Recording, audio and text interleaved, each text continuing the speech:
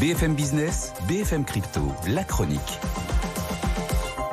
Déjà avec Antoine Larigauderie, un mot de la tendance. Là aussi, ça se calme, tant mieux. J'espère qu'on n'est pas dans l'œil du cyclone.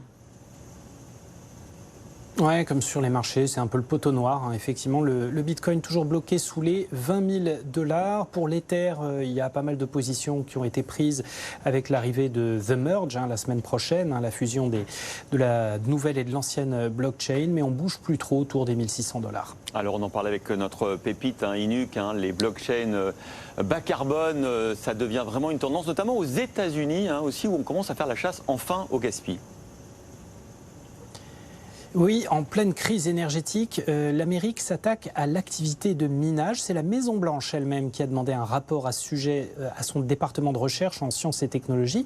Résultat est sans appel. L'enquête révèle quand même que l'industrie du minage de crypto aux États-Unis consomme autant que l'ensemble du parc informatique particulier, tous les ordinateurs du pays, et qu'il fallait prendre des mesures drastiques pour limiter les dégâts, car les dynamiques de croissance de l'activité mettent en péril la solidité du réseau américain dans son ensemble, tout en anéantissant les efforts en matière d'impact énergétique. Le rapport recommande tout d'abord une vérification systématique que chaque mineur respecte les standards fédéraux en matière de normes électriques. Est-ce qu'on va vers l'octroi d'une sorte de permis de minage?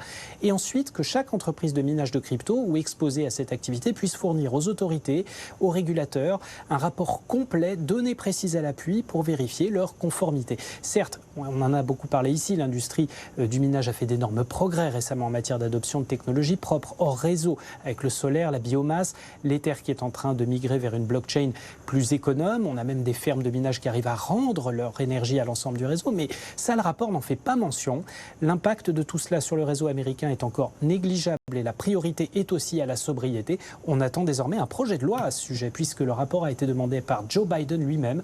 Et tout cela risque bien de changer un peu la donne sur le marché américain.